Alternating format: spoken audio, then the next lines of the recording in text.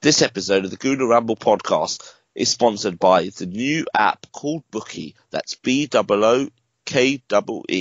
Sign up by using the promo code Ramble, deposit and bet £10 and get a free £10 bet. That's Bookie, BOOKEE.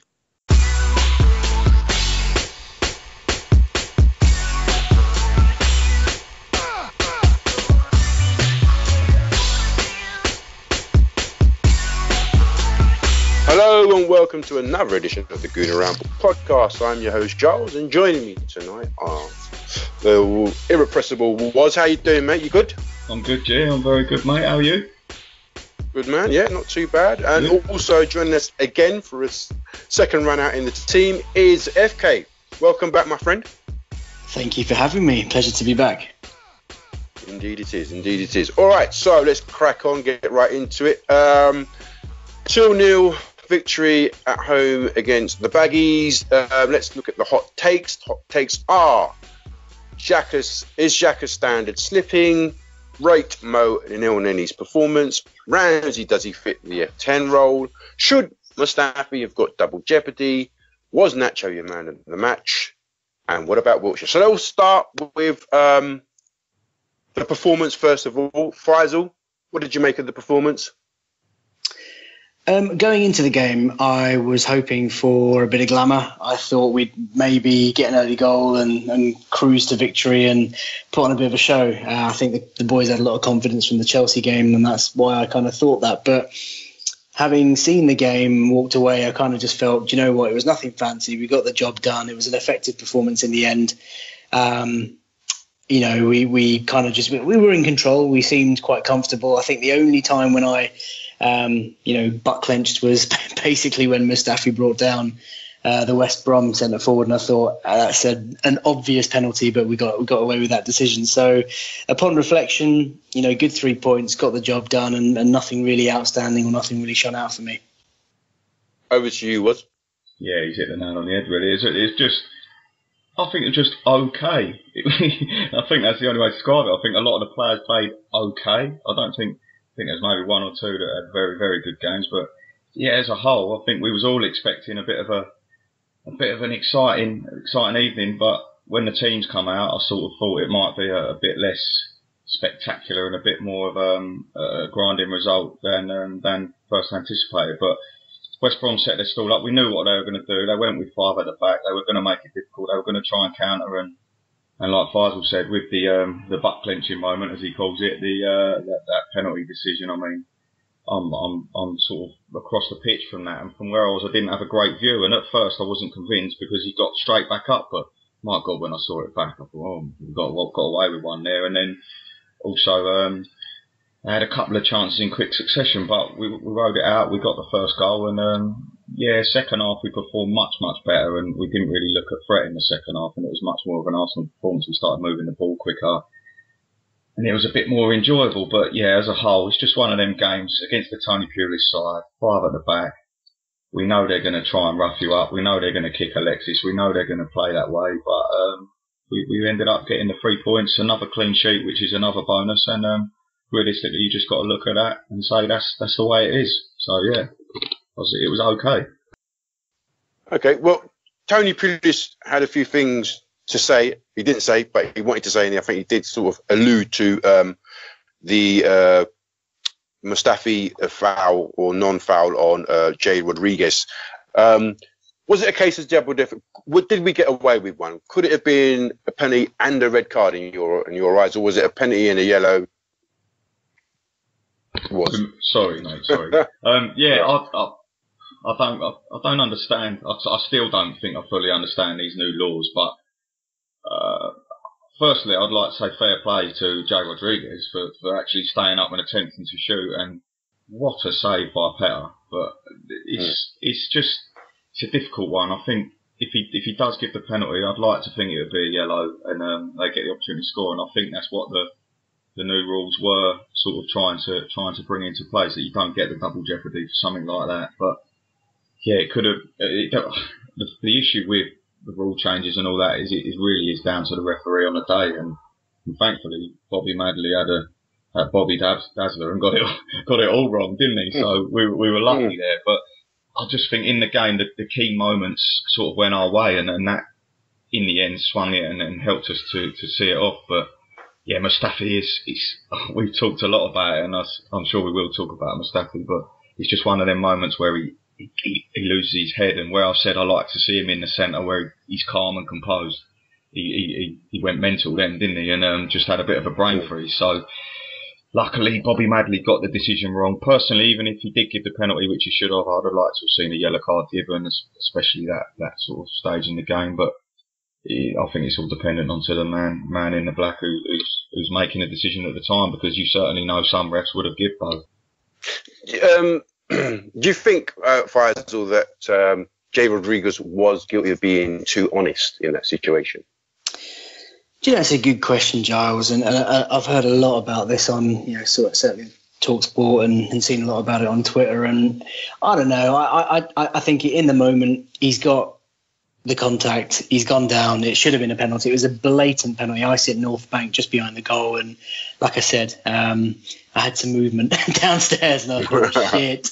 And I was amazed that he didn't get the penalty, and I'm delighted that he didn't, because we've had some decisions that have gone against us over the last few months that I thought have been a bit harsh. So, you kind of win some and you lose some. But I think going back to Rodriguez, I don't know if he'd have stayed down and made a fuss out of it. Once the refs made his decision, the lino didn't flinch. There was no indication from either of the officials that they were convinced about the contact. And in the scenario of, it had it have been a penalty, it's definitely not a sending off, because it's not a clear goal scoring opportunity. And if you look at the angle of the ball, it's running away from the goal, away from the 6-yard line, going towards the touchline. And so, the sensible decision there would have been a yellow card. But like I said, and like Woz has said, it was a definite pen. Amazed it wasn't given, and it could have changed the game. I think West Brom are one of those teams where, should you go 1-0 down, they're even more of a bastard to play against, because they really, credit to Pulis, they really know how to kind of like get behind the ball and just be awkward, and they waste time. And, Foster was wasting time in the 13th minute. So you can understand their mentality, and you can understand why they play that way. But listen, guys, on this occasion, Tony Pulis can cry me those sweet tears, and I'll go for a nice swim in them. Quite. There was a few. What did you make of our first half performance, Faisal? Because there were, Ramsey, both Ramsey and Anelny were guilty of sloppy play, which led to a few hair-raising moments in the first half. Chiefly Nacho Monreal being very diligent and disciplined to get back on the line to clear the danger. But what did you make of our first half performance? I think we covered that in the first question. I think I thought we'd go out expecting us to start very, very quick, high tempo, high press, and just get an early goal, and it didn't kind of materialise that way. I was a bit surprised Xhaka started in the first place. I must be honest. Sorry, not Xhaka. Elneny started in the first place. I think that was a bit too defence minded. But then to see Ramsey in a more advanced position, that was quite interesting. And I don't think Ramsey was hugely sloppy. I thought we had a superb game, and actually a lot of people came back to me last night on Twitter saying, what game were you watching, and who were you, how did you not notice all his misplaced passes? But I thought he did really well, and I'd like to see more of him in an advanced role. But Elneny's quite limited as a footballer, Giles. I definitely think he's got a role in the squad. He's definitely the sort of player that has his uses. You're away from home, you want to protect something, or you want to see out the last 20 minutes, half an hour of a game at home where you're comfortable. He's the ideal player to bring on. But to start with him at home against West Brom, when you need to be on the front foot, where you want to go on an attack, I think it was a bit cautious or a bit defence-minded from the get-go. So yeah, no fireworks. We played an all right game. The first half, like Woz said, was just a bit, sort of first gear, second gear, barely strolling. Second half, we came out and played much better. And West Brom, with the whole penalty debacle and then hitting the post from the rebound, that's probably as dangerous as it got. So I don't think they ever had us on the ropes. So no. So it was just comfortable in the end. And to be honest, there's a few of us in the North Bank that kind of joked to each other that it's been a long time since we've had a really comfortable, kind of like 2-0 at the nice end. Because we've all been there. We've had games where it's 0-0 and it's 75 minutes, 78 minutes, the clock's ticking down. You're thinking, is it going to happen? Or you're you won even 1-0 up or 2-0 up, and then you concede with like 10 minutes to go, and it's just all a bit uncomfortable. But I think as soon as you got the second goal, most people kind of looked at each other and thought that it's game over. Come on, we may as well catch the early tube home, lads. That's the kind of that's the kind of feeling that I had around me. I don't know if Woz disagrees or agrees with that. No, I completely agree with you, mate. And it is so strange to sort of think, because years ago when all the great sides, with the invincible sides and all that, you used to score early in the game, and you'd sort of think, well, that was a nice game. It's over now. Let's see. Well, it used to be like that. We used to be so comfortable, and that's what's making the point about the clean sheets. I think it's very important to keep getting as many clean sheets, no matter who you play, whether it's Doncaster, whoever it is. It's just nice to not concede goals, and barring that fantastic strike by the Cologne player. I mean, it was a bit of a freak goal, but it's one of them things that happen. It could have been 4 clean sheets on a trot, so it's certainly encouraging, and I think that all stems from the fact that we're playing a left back at left back, a right back at right back. We've got 3 centre backs that are settling now and playing as a unit. And I think Faisal hit the nail on the head with the El Neni comments and the way it might have been slightly negative against a preset 5 at the back, Tony Pulis side when we're at home, when realistically that extra man from midfield is so vital to breaking these sides down, and really his uses are maybe not best suited for a game like that. But after the edgy first half, I think he improved progressively in the second half, slightly, but he's still quite limited. And I'm sure we'll talk more about El Neni, like you said. Well, let's cover that. I mean, El Neni's performance. There's 2 camps to El Neni's performance. One camp is he did all right. He played further up the field than what we expected. Obviously, that must have been instructional. But how was he really effective? I know he was. The other school of thought was, he was busy. He was, he'd give it and go. He gave, he's very busy. He was, all action, give it and go, give it and go, give it, go, catch and recycling, quick ball. What did the partnership between him and Xhaka? It seemed a bit disjointed. Maybe Xhaka. Some people were saying that Xhaka's performance has slipped in recent times. What did you make of it, Was? With regards to El Neni and Xhaka, I don't like it. I don't like it. I didn't like it against Leicester. I thought it was an issue against Leicester. I think Xhaka struggles alongside Mohamed El Neni. I think El Neni struggles to get the distances right. I think he doesn't quite know whether to stick or twist when he's playing alongside him. Is he too high? Is he too deep? 1 minute he's standing on his toes, the next minute he's 20 yards too high. And I think that Xhaka he's the kind of player that, for me, you need to simplify his game, sit him in and just let him play with the game ahead of him. And I think too often it sort of sometimes becomes almost like a double pivot rather than a stagger. And I just think Xhaka needs to be released from worrying about the game as in pressing higher and doing things and being progressive. Just let him sit in with a picture, and we didn't see anywhere near enough of his raking long balls when he's deep and he's spraying it out to the fullbacks, he's stretching the game. Then they have to press higher because they think if we don't press Xhaka, he's going to hurt us. So then they come out, and that's where the stagger comes. And that other midfielder, be it Ramsey, be it Wilshere, whoever it is just getting in that right position so that Xhaka can release through the press, and then we're gone. And I just think that Mohamed El Neni, I'll tell you what, if I had a 5-a-side team, he'd be straight in there. It'd be, do you know what I mean? The whole game, he would be 3-4 yards from me. He'd be taking the ball off me, 1-2s, beautiful. And then you create a chance to give it to your striker. But on the bigger scale, I think that's where he's a bit limited. That's my issues with him. There's no issue at all when he's playing 5-yard passes, 10-yard passes. He plays the odd long ball, which he does nicely. He's very, very good on the ball. But I think defensively he gets a little bit lost. We saw it on a few occasions. I think he's a bit too weak in the challenge. I think, like I said, his distances with Xhaka struggle. And I think in an attacking sense, I'm surprised how little he actually offers, considering, like we spoke about earlier, when you saw the kind of player he was at Basel, he did have that side to his game. So again, like Faisal said, you certainly would have him in the squad, and there's definitely occasions where you want someone like El Neni to come on who's going to want the ball all the time and maybe see a game out. But I just think if we was under the cosh, I'd rather be bringing Coquelin in to sit deep, and I think if we needed a goal, I'd be bringing someone else on. So it's sort of, he's got a specialism, but he can do everything. But I don't think he excels at anything other than playing brilliant five-a-side football, which can be a problem against better sides. That's just my analysis of him, and I think that Xhaka needs his game simplified by having someone a bit more expansive who can do a bit of everything a bit better, if you know what I mean. It's hard to explain. It probably sounds like I'm talking rubbish here, but I don't think Elneny was bad. I don't think he was bad. I just think that he's very limited, and I can understand why people enjoy his game because he is busy, he is near the ball all the time, but there's subtle things and subtle instances. Like I said to you earlier, in the first half, he was a bit higher up. Ramsey dropped into the central midfield position. Ramsey played it into Elneny. Elneny, brilliant layoff to Alexis first time. Ramsey went the run from CM, untraceable, got him behind, and we was unlucky not to score. And that's just something that, if you want to see Elneny playing CM alongside Xhaka, maybe at home against West Brom, you need to see things like that. That's just my criticism of him.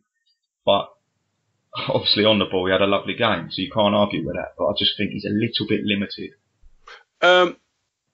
Fies, if we look at his numbers, he was the third highest in terms of mid-range passing, third highest in the final third, 6 out of 6 in long passing, 47% of his passes were forward passes. Are we being overcritical of Elneny and his use in the team? I mean, some people said that was his best game or one of his best games to date. Are we being too critical? Are people being too critical, or are they overplaying his effectiveness last night? I think with Elneny, it's a case of here's a footballer with clear limitations. As Roz and I have both said, here's a footballer who would have a very good use in a squad. And there are certain in-game scenarios where you would deploy him. So when you're trying to see something out, when you're trying to hold on to the lead, maybe when you're playing away from home and you want to set up a little bit more cautiously, or, there are certain situations where every squad needs players like that. And he's going to get a run of games in certain competitions. So, good for him. But I think the important thing for the Arsenal fans is that we need to manage our expectations. When he's on the pitch and he's in the team, you need to be clear as to what you're expecting from him. There's no point you expecting a player who's going to pick up the ball from deep and run at defenders and create things, because he's just not that sort of player.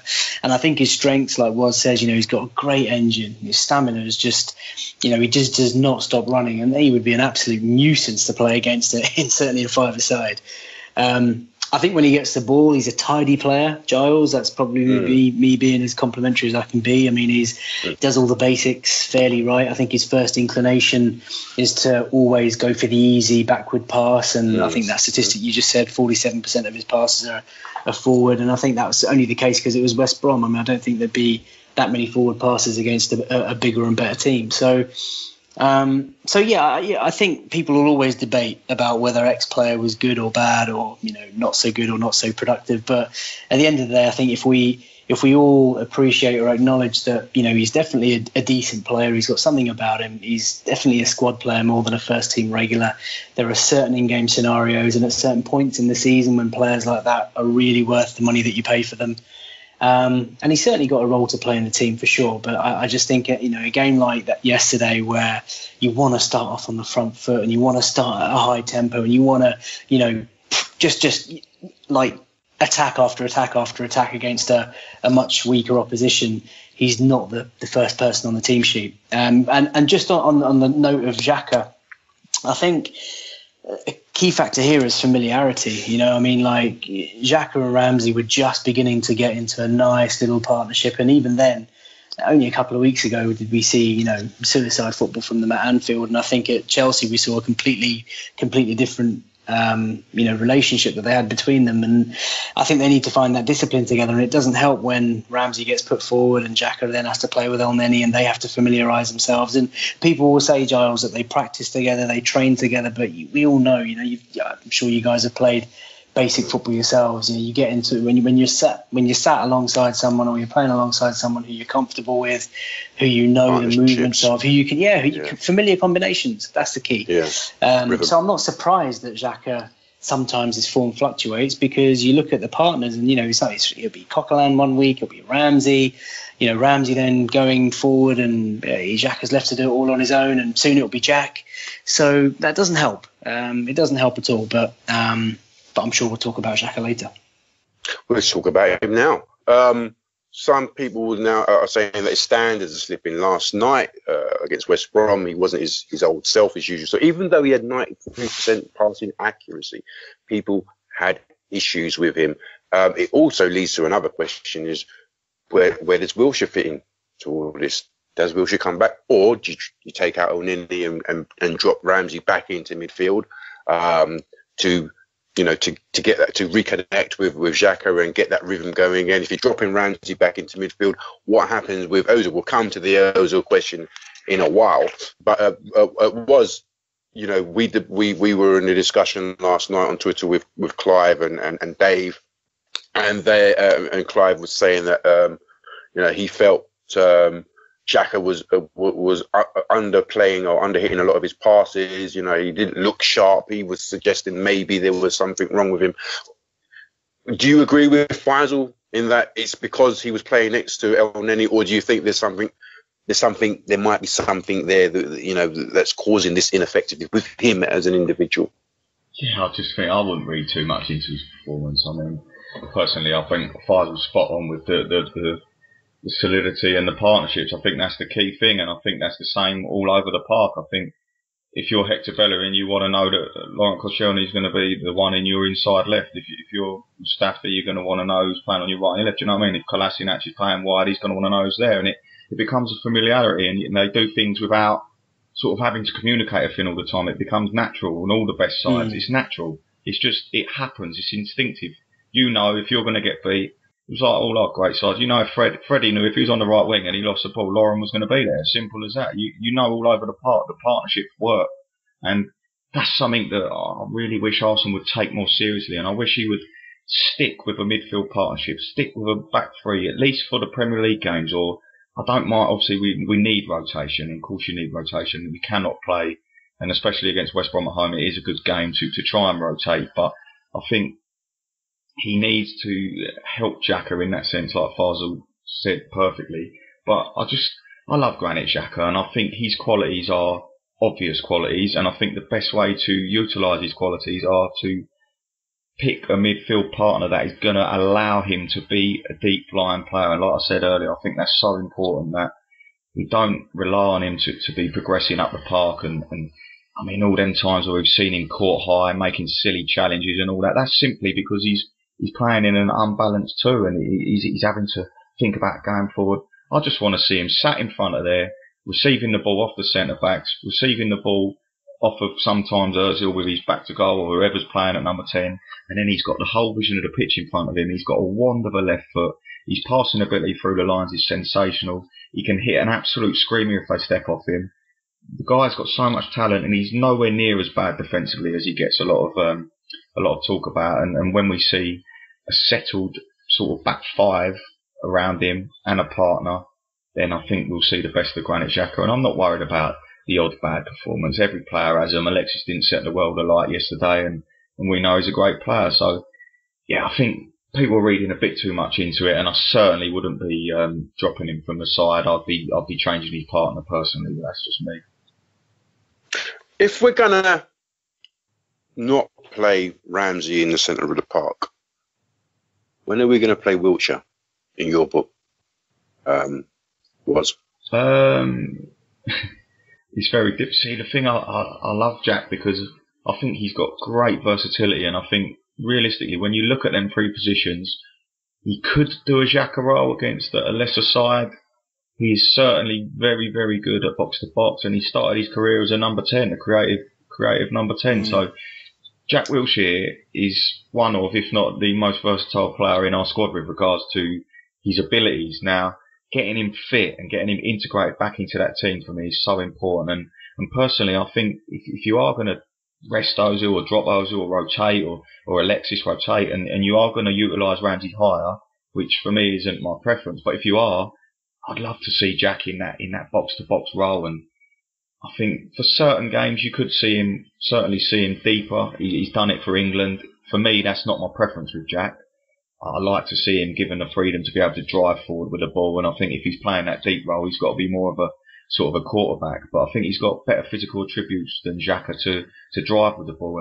And certainly, frustrating thing for me is before Jack got his previous injury and went away to Bournemouth, he started scoring goals. He started sort of replicating what Aaron was doing from midfield in that season. He was smashing them in for England. He was scoring a few for Arsenal, and we know Jack's got every single tool. He really has got every tool, and he can do them all to a very, very high standard. So it's a great option to have there, and maybe Wenger's doing the right thing by easing him in, but I certainly would have liked to have seen him start yesterday, especially if Ramsey was pushed higher. But I think there's a role for Jack in all three of them positions at any stage in the season. So it's just about using him correctly, and if he does get a run of games and he does stay fit, there is absolutely no reason why he cannot take over any of them positions as a nailed-on starter, I think, because he's got the ability. Well, Faisal, over to you. I mean, we're talking about Elneny being average last night. I mean, he had some tidy passes and whatnot. You would think that Jack in that role would have been a lot more progressive, a lot more cuter with his passing. He sees the pass, he drives with intensity, with purpose. Why not play him? Well, yeah, you're absolutely right. I mean, I love Jack Wilshere for a lot of the reasons that Woz has said, and so many Arsenal fans will also agree. You know, he's Arsenal through and through, and when someone comes through your ranks like that, you only want to see him do well. And like every Arsenal fan, Giles, gutted that he's always had so many injury problems. But the thing about Jack is that if you look at our squad, he's probably up there amongst, you know, the top 2 or 3 most naturally talented footballers. I mean, the boy has got so much natural talent. If you used to watch him, and I'm not just talking about that one season where, you know, obviously the Barcelona year, everyone talks about it, but every time he plays, there are little glimpses when he gets the ball, the way he drops the shoulder, the way he's almost a pass ahead in his head. He's a very smart footballer. He's got a lot of emotional intelligence and football intelligence when, you know, on and off the ball. And if you watch that, you don't lose that, and it's very difficult to teach. And because he's got that, I think he's capable of playing for Arsenal, being a regular again this year. I think Woz is right. Wenger's managing him absolutely right. He's not taking any chances. You know, we haven't rushed him, but he's been fit for a while now, and he obviously played 30 games plus last year at Bournemouth. So Wenger's done the right thing by not just chucking him straight into the Premier League, and, you know, let the Europa, let the League Cup, where the pace is a little bit slower, where there's not so much contact. You know, let him get into those games. And in terms of positions, I don't think he would be the deep defensive player. I think, you know, number 8, number 10, there's absolutely no reason why he couldn't play alongside Xhaka, maybe behind Ramsey, if Ramsey's playing at 10, or behind Ozil if Ozil's playing at 10. And, you know, I think he's got it all. He just needs to keep fit. He's just the most gifted footballer. He's a joy to watch. But I think he just needs to develop that familiarity with Xhaka. And again, you know, when he first comes in, I guess the warning is that the first couple of games, they will look rusty together, because as much as they train together in a match situation, it will take a couple of games for him to get used to reading Xhaka's movement, his passes, and, you know, just the system. So we need to be patient. We need to manage our expectations. But once he's fully fit and flying, I mean, Jack Wilshere, he's got it all. And he's, 25, 26 still, only? Yeah, 25, yeah. You know, I'm desperate to see him sign a new contract, and I think he's got it all. And Giles, can I just add something about Xhaka? Go ahead. I think there's a couple of things that I think he could really think about in terms of improving his game. I really like Xhaka, good player. I think he's managed his temperament from last year. He's much more calmer, doesn't get involved in silly, niggly little, you know, ongoings. But there's a couple of things. I think his natural temptation is when he gets the ball, he dwells on the ball a bit because he's always looking for that long pass. And I think he can play that quicker pass to help us in our transition, to help us build attacks much quicker. And the second thing is I think he's realising, and it's quite obvious to say, but he doesn't get as much time in England. And in Germany, obviously it's not as ferociously competitive or as fast paced as the Premier League. So he had a lot more time on the ball, and I think that's why he gets caught out. Not so much because of who he's playing alongside. I think he just gets caught out because he takes that first touch to control it. He looks up looking for the long ball. It's not on. Then he, you know, has a couple more touches, and by then someone's in your face. You know, he's not being allowed to breathe, and he's got to do something. Whereas, and I hate to use this as a comparison, but you look back at someone like Fabregas, who always had eyes in the back of his head. Even Nasri, you know, we were talking yesterday that remember that midfield of Nasri, Hleb, Rosicky, and Fabry. I mean, they were the football that they played. They were, you know, it was all in their head. They were 2 or 3 passes ahead of each other. And you know, I mentioned Barcelona just 2 minutes ago, but you look at that goal. All the passes from our own box to their box was pretty much one touch until Nasri had it in the final third. You know, and that's what we don't have. We don't have that. In 3 passes, you're down the other end in their penalty area. I think if Xhaka can just speeden up his tempo, or just be quicker and better on his feet, and more to, you know, where his team that ball, he'd be an even better player. That's just my thoughts. I'll tell you what came in last season. His position, as he received the ball, was all wrong. People were coming in and nicking it. He wasn't aware of what was going on. Like you said, because he didn't have the eyes at the back of his head. Maybe it's because of the pace and the new league. The adjustment period was taking time. I think he's improving on that. Although there's still moments where he needs to be in the right. His body shape when receiving the ball can still be improved. Secondly, on in terms of the tempo of his passing, I think he can see it, but maybe he just doesn't believe. Maybe he doesn't trust in his teammates as much. You know, like I know, in my head, I can see that he can see the pass. He can see it, but he dwells on it. He delays for a split second. Whereas if he's trusting his teammates, he might play it a bit faster. If he's got Alexis down at the other end, he might play that a bit faster. But if he's got, I don't know, Danny Welbeck or somebody else, you know, he might delay. He might hesitate. I do think that. Sorry, mate, that's very, very interesting what you're saying there, because you notice as soon as Mesut Ozil comes on the pitch, he is an absolute god at finding that space that allows Xhaka to release the ball quickly through the lines, and it is a lot to do with, like you're saying, what is ahead of him, and this is why I'm trying to emphasise that it's so important to allow Xhaka to have the play ahead of him. And when you've got players like Ramsey creating that stagger, like Ozil, the amount of times you'll see Xhaka play the ball into Mesut, and Ramsey's gone beyond Mesut, and all of a sudden we create a link, and it's that quick ball that Fires was talking about, which kill teams. It really does, and that's why. And I think you're spot on, G, with where you're saying we need someone who is going to offer that quick ball, that just find that elusive position that is so difficult to do in the Premier League. But somehow that's why I enjoy Mesut's game so much, because he does it without people even realising he's doing it. It just looks so simple, and then Xhaka's bypassing 4 players with 1 pass, when unless that little movement and that little creation of space doesn't occur, then he's looking long, then he's caught, then he's got people coming down on him, and he makes mistakes. And it's so important to work as a unit and as a team, and whoever plays alongside him and whoever's playing at 10, they just have to get in them areas. And it all works, and it all comes naturally, because like you say, G, you can see he's got the picture. You can see that Granit Xhaka is an unbelievable passer of the ball. He is very, very similar to someone like Xabi Alonso, and I love him. I really do love him. I just think he needs to play with the right people and be used correctly, because he has got so much to offer. Do you think that's one of the reasons why we brought in Lacazette? Because I tell you what, when we was playing Leicester, and the first few the games that we've seen him in, he does make runs, and then you'll see him being a little bit frustrated because the pass isn't coming, and that's probably familiarity, or the lack of familiarity right now. As we become more familiar with each other, the pass will probably be fired in. Do you know what I mean? Like, it will come, it will be more metronomic. The tempo will be up. The one player that does it, and he does it regardless of whether it's going to work or not, is Alexis Sanchez. Right, so hit and miss, but he does play the high risk passes, whether it comes off or not. He sees the picture, he sees the space, he wants his man to run into it, and he'll play it off, and hopefully it works. Sometimes it doesn't work. With maybe Xhaka, he's a bit more hesitant. He only wants to play it where he's probably more sure about it coming off, and where obviously with Ozil, he's different standard altogether.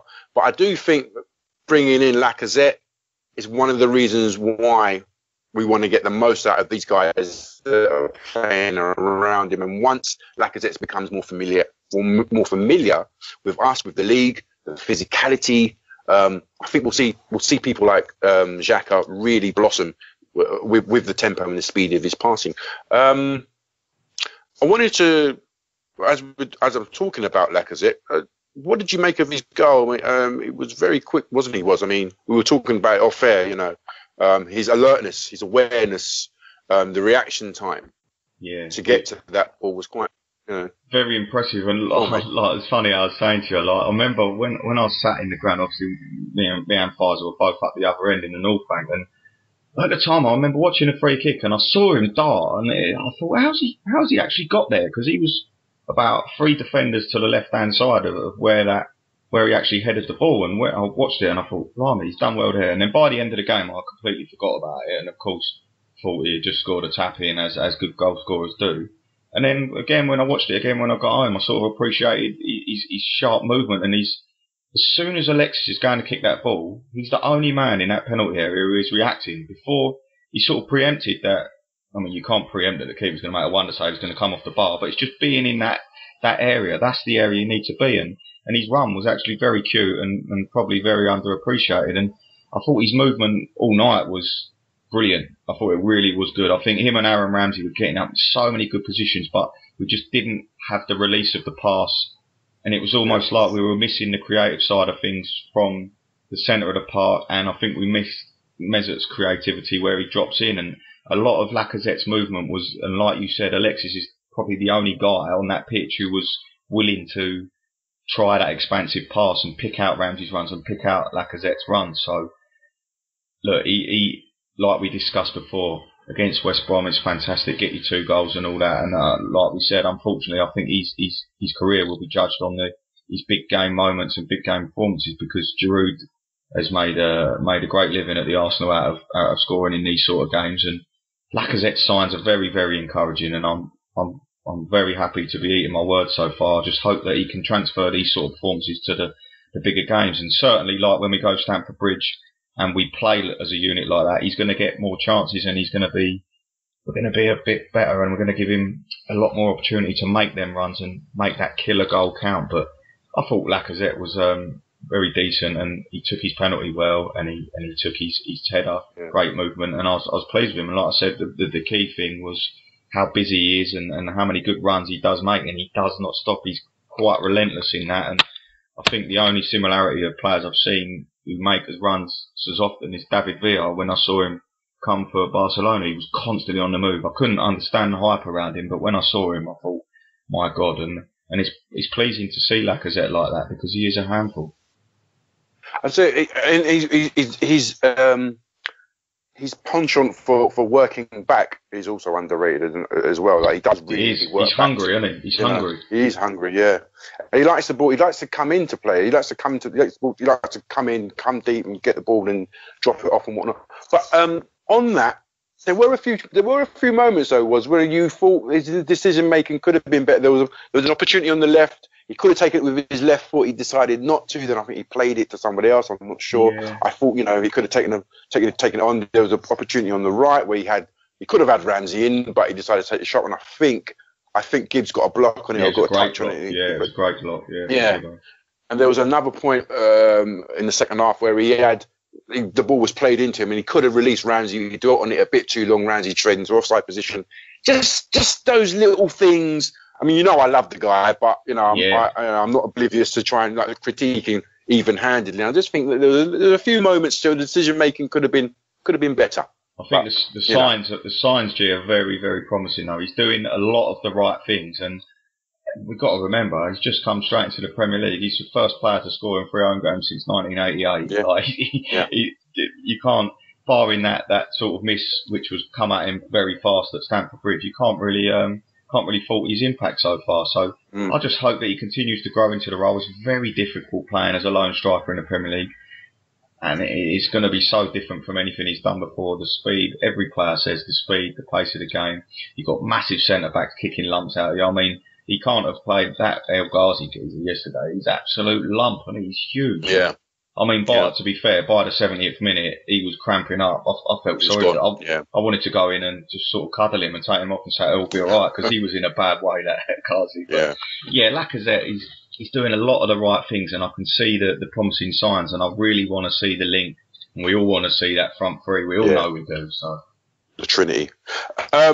Vise, what did you make of Ramsey? I mean, what do you think of Ramsey in the F10 role? I mean, first of all, Ramsey in the F10 role, and also, do you think there's anything to Martin Keown's comments about Wenger doesn't trust Ozil? Do you think there's an element of truth to it? Do you think there's a personal vendetta, or do you think he was just plain wrong? I mean, why play Ramsey in the F10 role when you've got Ozil on his way back, on the mend? You know, he played Alexis with less with form, no fitness at Liverpool. Why didn't you play him last night? So yeah, twofold. Ramsey in the F10 role. Is there something wrong, or is there something? Is there an issue with Wenger not playing Ozil right now? With regards to Ramsey, I like seeing him play in an advanced role. I mean, he does it well for Wales. I think he's got the ability to play there. He's certainly got the composure.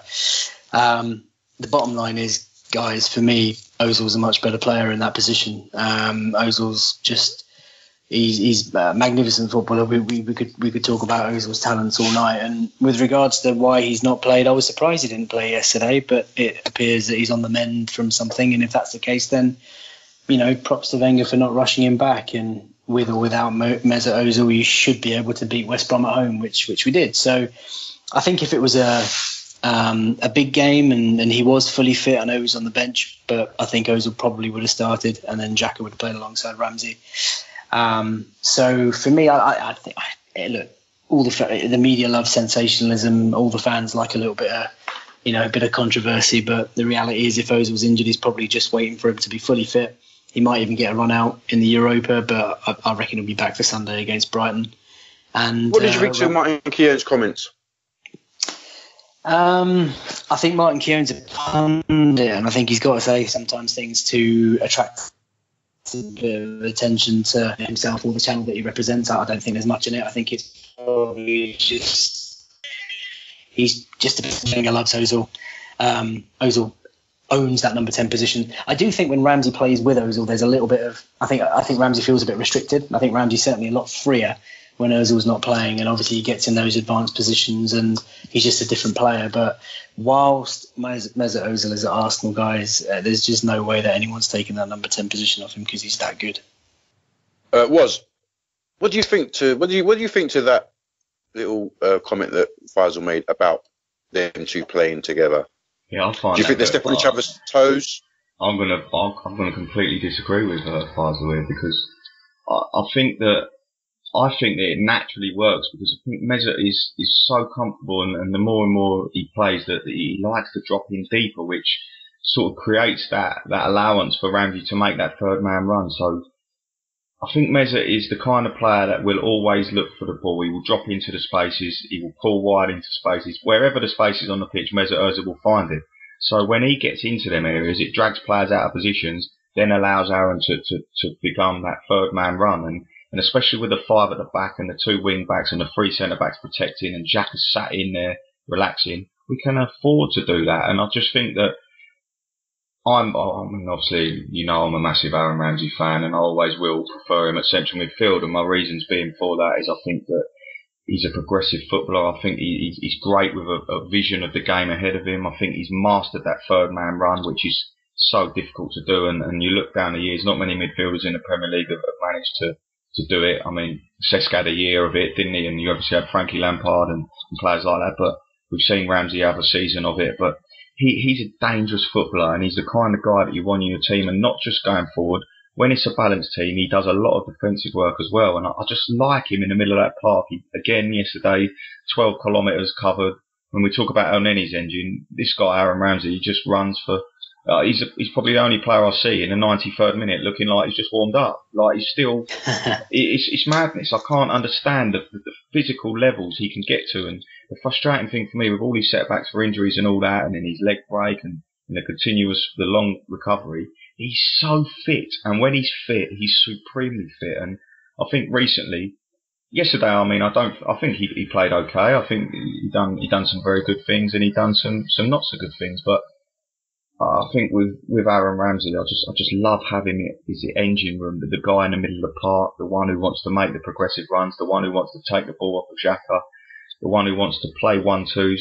I think I see him as a player who's on a level with Alexis and Ozil. And a lot of the times, I know it comes across that Alexis and Ramsey don't get on, and I probably think that's probably quite true. I think they clash, but when you look at the players, a lot of the times they're trying to pick each other out. They're applauding the offensive passes. They're risk-taking footballers, and I think every side, you couldn't have 11 El Nenis and you couldn't have 11 Aaron Ramseys. So what you've got to do is get the balance right, and I think with Mesut Ozil, he doesn't take many risks. What he does is beautifully simplistic.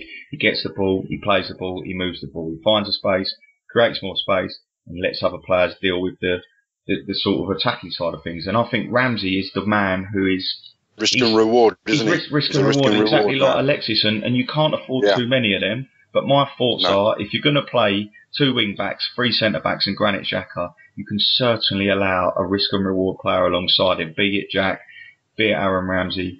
I just think I like that, and especially if you've got someone like Mesut who is naturally inclined to want possession, to soak up the ball, to command the ball, and I just think it works, and I want to see more and more of it. And if you've got 2 risk and reward players like we're talking about with Alexis and Ramsey on the park, and Ozil's dropping in and he's linking with Xhaka, and we've got the wing backs providing the width, creating space, I think we could be such a dangerous team. And then you've got Lacazette buzzing around, he's coming in short, he's working.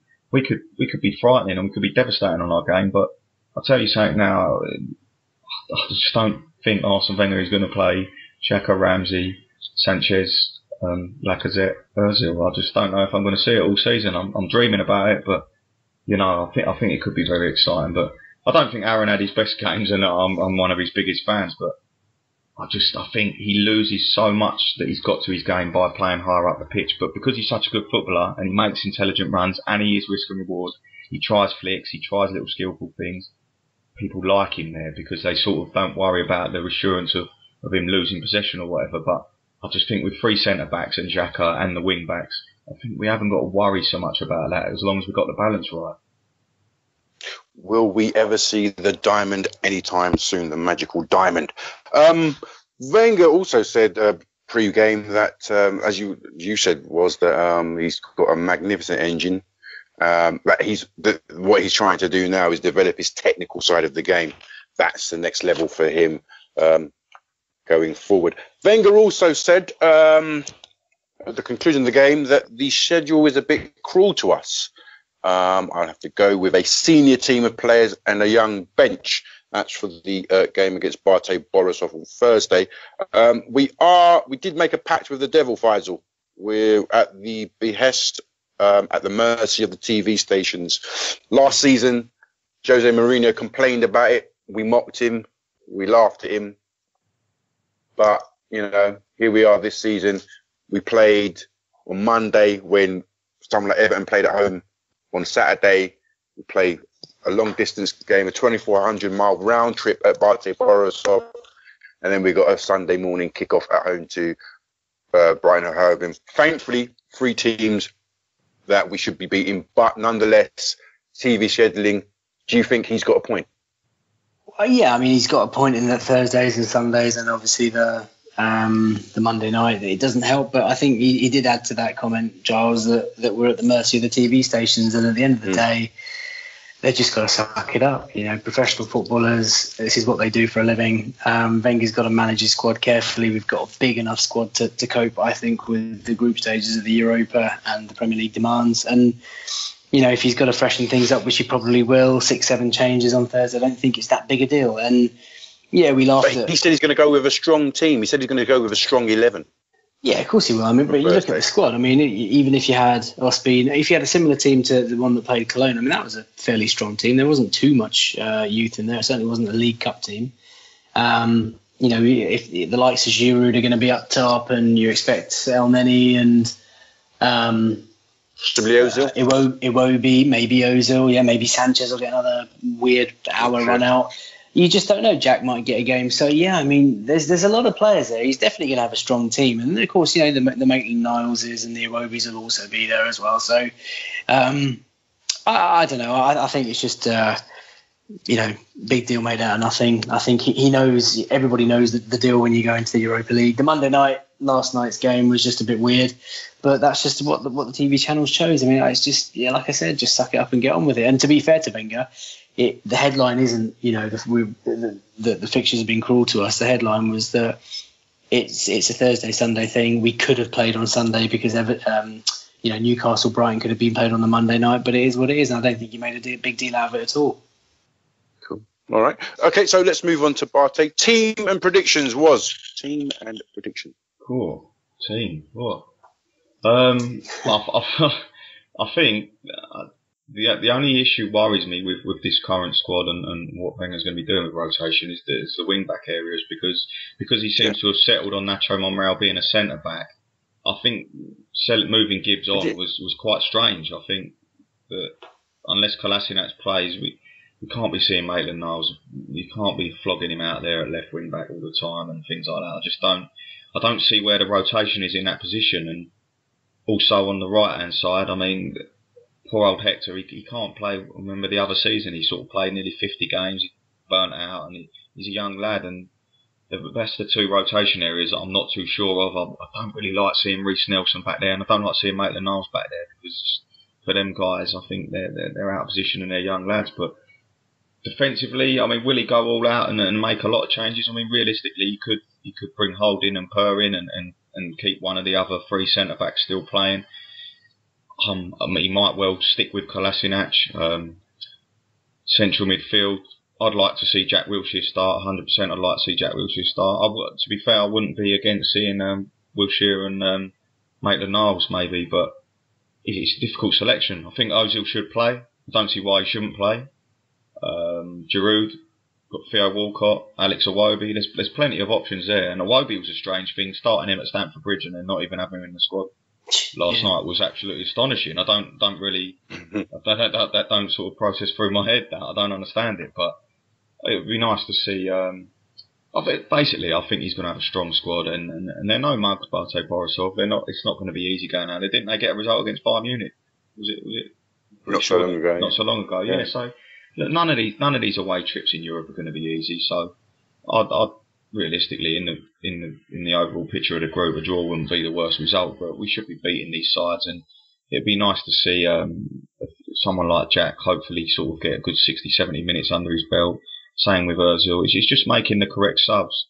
I think that's why he probably left it so long before making changes the other night, which I think is a strange way of doing things personally. When we went 2-0 up, I'd have brought Jack on and give him 30 minutes, or do you know what I mean? Just something like that to keep players fresh, because I think you can only be as fresh as your last time you kicked the ball, and it's quite difficult to start and play once, like every 2 weeks in the Carling Cup and Europa League, and actually become, do you know what I mean, match fit. So he's going to make changes. It alarms me about the young bench, because if things do go wrong, we might struggle. But there's a lot of players like Theo. He hasn't really kicked a ball this season yet, and he scored 19 goals last season. We shouldn't write him off, and it's very easy to do that when he's not playing. But he's going to have an important role in this season, be it in the Europa League.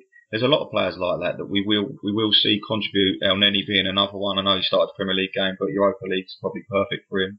So hopefully we go out there and get a result, and safe travels to everyone travelling out there. Absolute nutcases. They'll have a good time out there, won't they? I don't think there's any direct flights, so it's going to be one hell of a journey for them. So indeed. But yeah, hopefully we just turn up and put in a performance for the guys and come back and move forward onto Brighton, mate. So I reckon we'll nick it 2-1. Yeah. Prize, your prediction for tomorrow, for Thursday's game? Yeah, I fancy us to edge it. It'd be 2-1. Well, mate, I'll go 3-1 just to be different to was. But similar lineup and similar concerns. Left back, right back. I think we're probably going to play players out of position just to not give Bellerin and Kolasinac, multiple games every week. So I would echo exactly what was said. And then quickly Sunday, West Bromwich, Brighton and Hove Albion. Brighton and Hove Albion. Similar team to Monday night, would you say, or would you put Ramsey back in the centre midfield and bring back Ozil? Yeah, it obviously depends on what happens on Thursday. So assuming there's no injuries or whatever, I would Ramsey, Xhaka back in the middle 2, Ozil back at 10, and Sanchez and Lacazette. It's got to be. That's the 3 we want to see. And I want Lacazette to just keep banging in the goals at home. And everyone's talking about Lukaku and Morata and, you know, and all these other players and Aguero, yeah, whatever. And that's fine. Do you know what? It suits me absolutely down to the ground. Let Lacazette just get on with his game under the radar. He's perfectly capable of getting 20, 25 league goals this season, and I think he will. And you was? Yeah, I'm hoping that we will get the game that we all thought we were going to get on Monday night. So Monday. Yeah. I really, really, really genuinely do hope to see Xhaka, Ramsey, Ozil, Alexis and Lacazette. Please. I'll do anything to see it. I'll be the happiest man, even if it is bloody midday on a Sunday.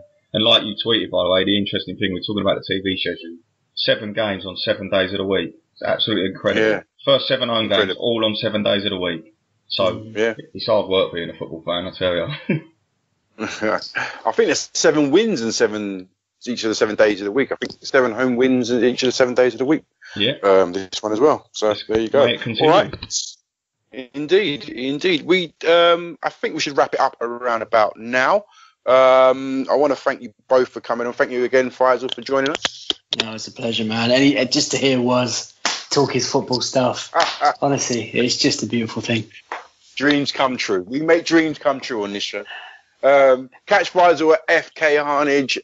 Also, obviously, Was, thank you for coming on, mate. No bother, and it's great to have FK live, to have him with us talking football again. It's superb. It's a great addition. We've got a bloody strong lineup here, and I know I've been on the bench for a few weeks, struggling with a calf injury. But it's great to be back, mate. So thanks for having us on. I love it. Good. And you can catch Was at Was the Gooner. I've been your host, Giles. Catch me at Inverted Whinger. It's been a Gooner Ramble podcast. Catch us on all the platforms. Thank you for listening, and up your Arsenal. This episode of the Gooner Ramble podcast is sponsored by the new app called Bookie. That's BOOKEE. Sign up by using the promo code Ramble, deposit and bet £10 and get a free £10 bet. That's Bookie, BOOKEE.